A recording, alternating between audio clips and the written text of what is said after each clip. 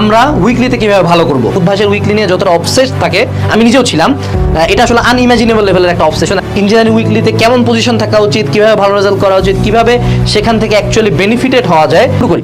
প্রথম যে কোশ্চেনটা, ডাজ ইট ম্যাটার? আমার যদি স্ট্রেট কার অ্যান্সার চাই, এটার কোনো অ্যান্সারই নাই। এটা হয় ইয়েস, না হয় নো। আমি তোমাকে বলি, আমি আমার পুরা লাইফ জুড়ে উদ্ভাসের একটা উইকলিতে সম্ভবত 100-এর বাইরে গেছিলাম, 3 নম্বর উইকলিটাতে, ঠিক আছে। লাস্ট 2টা উইকলি দেই নাই, 10 নম্বর উইকলি পর্যন্ত দিয়েছিলাম। বাকি প্রত্যেকটা উইকলিতে আমি সেন্ট্রাল 100-এ থাকতাম। আর আমাদের ফার্মগেট মালিক টাওয়ার ব্রাঞ্চে আমি টপ 2-3-তে ছিলাম। এবং আমাদের উদ্ভাসের যে সবগুলো ডেইলি উইকলি মিলায় যে টোটাল ফাইনাল মেরিটটা ছিল, ওটাতে আমি গোটা বাংলাদেশে ছিলাম 17তম, ঠিক আছে। তার মানে কি আমার বুয়েট ভর্তি পরীক্ষা টপ 100-এ থাকার কথা, তার কিন্তু আমি কত নম্বর হয়েছিলাম জানি? আমি হয়েছিলাম 287তম, ঠিক আছে। তো যদি তুমি আমাকে কোশ্চেন করো যে আমার উদ্ভাসের উইকলি নিয়ে অবসেশন দেখা লাভ হয়েছে কিনা, উদ্ভাসের উইকলির পজিশনে কি বুয়েটের পজিশন কিনা, প্রথম কথা হলো উদ্ভাসের উইকলির সাথে বুয়েটের পজিশনের আসমান জমিনের কোনো তফাৎ নাই। মানে আসমান জমিনের তফাৎ ভাই, বিশাল বড় তফাৎ। কোনো মানে এই দুইটার সাথে কোনো মিল খাওয়ানোর চেষ্টা করবা না। এমন অনেক স্টুডেন্ট দেখছি যারা একদম সেন্ট্রাল মেরিটের টপ, মানে একদম কড়া স্টুডেন্ট, তুখর ব্যাচে, এর কোশ্চেনের জ্বালায় বাঁচা যাচ্ছে না, ওই পলে চান্সই পায় নাই। আবার এমন অনেক স্টুডেন্ট আছে জীবনে নামও শুনি নাই, পজিশনও অত ভালো না, কিন্তু আবার চান্স পায় বসে আছে। তো এইটা দিয়ে যদি আমি একটা মেট্রিক্স ধরে নেই, অর্থাৎ কখন এটা ইম্পর্টেন্ট না, যখন এটা আমার একটা মেট্রিক হিসাবে কাজ করে যে আমি বুয়েটে চান্স পাবো কিনা, আমার বুয়েটে সিরিয়াল কত হবে। যদি এই আঙ্গিকে উইকলিকে দেখো, তাইলে মামা ধরা, এটা এই আঙ্গিকের জন্য না।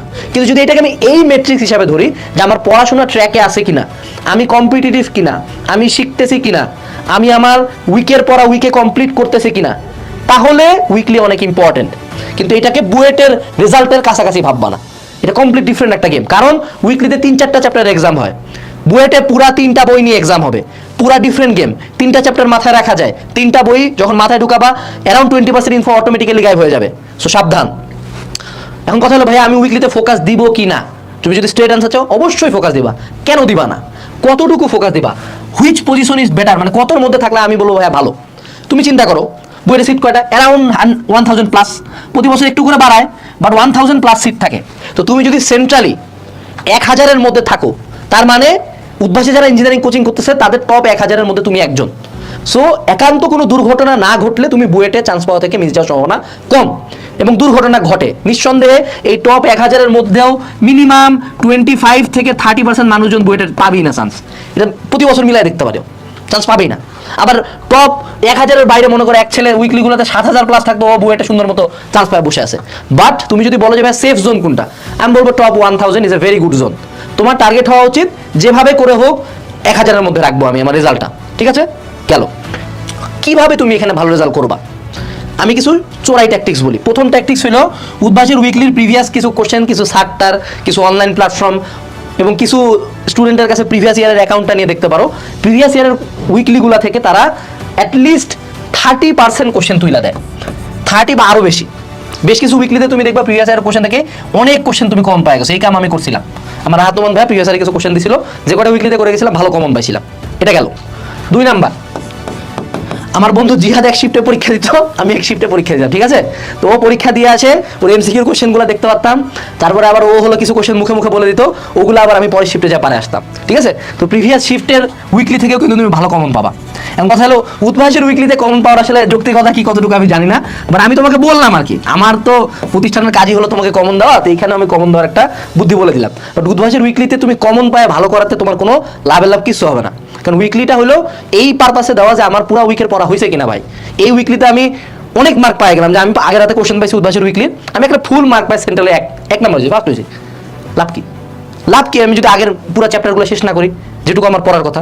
এবার আসো, আরেকটা কোশ্চেন কোথা থেকে আসে এখানে, তার মানে আমরা 30% কোশ্চেনের সোর্স আমরা জানি, আগের উইকলি থেকে দিবে, আগের ইয়ারগুলোর উইকলি থেকে।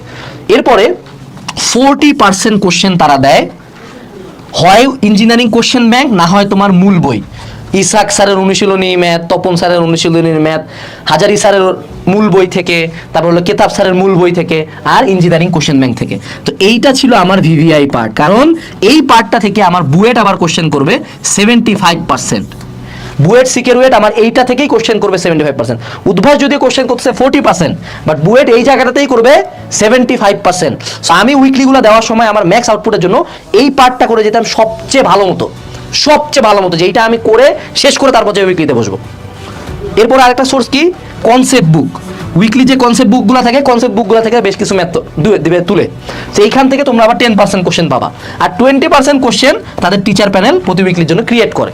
ঠিক আছে, তো আমার এইটাতে ছিল এই যে ক্রিয়েটেড কোশ্চেন, অর্থাৎ কিছু কোশ্চেন আছে না, এই যে এইটা একটা মেজ, এখানে একটা পিঁপড়া আছে, এখানে একটা সাপ আছে, এখানে খাবার আছে, কতভাবে যাইতে পারবে, মাই গড, ব্ল্যাক হোলের ভিতরে এন্ট্রপি কত, শোডিঞ্জার সমীকরণ প্রতিপাদন করো, এই টাইপের কোশ্চেন যদি না পারি কোনো সমস্যা নাই, আলহামদুলিল্লাহ, ইহো জীবনে এটা বইটা দিত না। ঠিক আছে, কিন্তু আমাকে পারতে হবে যা আমার মূল বইয়ের ম্যাথ, যা আমার কোশ্চেন ব্যাংকের ম্যাথ, এইটাতে আমি দিতাম হলো মিনিমাম এফোর্ট। ঠিক আছে, এবং উদ্ভাসের উইকলিতে ভালো করার রিজনটা কি, কিভাবে ভালো করা যায়, কারা খারাপ করে জানো, দিলাম যাইতেছে নাখালপাড়া থেকে ধীরে সুস্থে তেজগাঁও কলেজ, দিলাম, এর জীবনে উইকলিতে ভালো নাম্বার আসবে না। আমাদের বাসায় রুল ছিল, আমাদের বাসায় একটা কম্পিটিশন চলতো, আমি জিহাদকে বলছিলাম যে উইকলিতে তুই আমাকে 1 মার্কে কাটাবি, ওইখান থেকে আমার উইকলি দিব না। জিহাদ আমাকে 10 নম্বর উইকলিতে কাটা দিয়েছিল। ঠিক আছে, তারপর থেকে 11-12 নম্বর উইকলি আমি দিইনি। আমি তো কি জিহাদ কন্টিনিউয়াস একটা কম্পিটিশনে থাকতাম। উইকলি মানে এটাকে আমরা একদম একটা ফুল অ্যাডমিশন এক্সামে আমি যেমন প্রিপারেশনে যেমন সিরিয়াসনেস নিয়ে দিতে যাব, ঠিক ওরকম সিরিয়াসনেস আমি যাইতাম, ফলশ্রুতিতে আউটপুটটা পাইতাম। সিরিয়াসনেসটার টার্গেট এটা ছিল না যে উদ্ভাসে সেন্ট্রাল মেরিট করা, সিরিয়াসনেসটার টার্গেট ছিল যে আমার প্রতি উইকের পড়া যাতে আমি অ্যাডমিশন স্ট্যান্ডার্ডে কড়াভাবে পড়ে যাই, কোনো ফাঁকি না দেই। সিরিয়াসনেসের উদ্দেশ্য একটাই, ফাঁকি না দেওয়া, নট উদ্ভাসে পজিশন অনেক বেশি। এবং এই ক্ষেত্রে সোহাগ ভাই অ্যাগ্রি করবে যে তোমার উইকলির পজিশন নট তোমাকে ডিফাইন করা না, তোমাকে ডিফাইন করে তুমি উইকলিটার আগে কত ভালো মতো পড়ে গেছো। ধরো কোনো উইকলিতে তোমার এই লাস্ট 3টা অপশন থেকে তারা 50% কোশ্চেন দিছে, এই 50%-এ মনে করো ধরো 10টা কোশ্চেন, 10টার মধ্যে তুমি 5টাই পারো না, কোনো সমস্যা নাই। বা তোমার যেগুলা পারার কথা ছিল কোশ্চেন ব্যাংকের টাইপের ম্যাথ, মেইন বইয়ের ম্যাথ, সেগুলা থেকে যদি 10টার মধ্যে তুমি 2টাও ভুল করো, এই 2টা নিয়ে চিন্তা করো ভাই 2টা তো আমার দানা জিনিস ছিল। কারণ বুয়েট ভর্তি পরীক্ষায় কেউ 100% অ্যান্সার করতে পারবে না, কেউ না, নো বাডি। বুয়েটের ইতিহাসে কেউ 100% মার্ক পায় নাই, পাবেও না, কেউ অ্যান্সারও করে না। তোমার বুয়েট ভর্তি পরীক্ষায় যদি তুমি 50% কারেক্ট করে আসতে পারো, মানে 50% দেখাইছি, 50% লিখছি, 100% কারেক্ট আছে, সিট আসবে। 60% হলে তো কথাই নেই। ঠিক আছে, গেল। এরপরে উইকলি থেকে বেনিফিটেড হবা কিভাবে, উইকলির টার্গেটটা কি, আমার উইকের পড়া ভালো মতো শেষ করা, 1 ফোঁটা গ্যাপ না রাখা। বেনিফিটেড হওয়ার উপায় হলো নাম্বারে ফোকাস না করা, মেরিটে ফোকাস না করা, পজিশনে কোনো ফোকাস না করা। বাস্তবতা হলো আমি সেকেন্ড উইকলির পরে আমাদের প্রচুর ফ্যাসিনেশন ছিল তুখার ব্যাচ নিয়ে। আমি 1 দিন গেছি, 2 দিন গেছি। প্রথম দিন ক্লাস নিয়েছিল হলো কেমিস্ট্রি শাওনেজা ভাই আছে না, শাওনেজা ভাই ক্লাস নিয়েছিল। আর পরের দিন আরেকজন ভাই নিয়েছিলাম, ভুলে গেছি কে নিয়েছে আমি জানি না, বাট শাওনেজা ভাইকে আমি চিন্তা। 2 দিন ক্লাস করার পরে আমার দেখতেছি মাথার এই দিক দিয়ে না এত উপর দিয়ে ক্লাসগুলো যাচ্ছে এবং এত বড় বড় ক্লাস আমি পাচ্ছি না, কিন্তু তোকে আবার দেখি সেই দুপুরবেলা যাইতো, রাত 12টা পর্যন্ত ক্লাস করতো। ওদের ব্যাপার, আমার তুখর ব্যাচ নিয়ে ফ্যাসিনেশন ছিল না, কারণ আমি বুঝতাম আমি তাদের লেভেলে না, আমি তাদের আশপাশেও লেভেলের স্টুডেন্ট না। সো আমি আমার যতটুকু ক্যাপাবিলিটিতে ছিল, আমার টার্গেট ছিল একটা সিট মারা, বুয়েটে একটা সিট নেওয়া, শেষ। সেই লক্ষ্যে আমি পড়ছিলাম। আমার নাম্বার, পজিশন, মেরিট এগুলো অটোমেটিক্যালি ওইটার সাথে আসছে। ওই যে 3 একটা কথা বলে না, সাকসেসকে পিছে মত ভাগ, এক্সেলেন্সকে পিছে ভাগ, সাকসেস ঝাঁক মার্কেটের পিছে আগে, সাম নট লাইক দ্যাট। তুমি যদি তোমার এই মূল জায়গায় ফোকাস রাখো, তুমি দেখবে তাও তোমার সেন্ট্রালে 1000 তুমি ঢুকে গেছো। ঠিক আছে, তো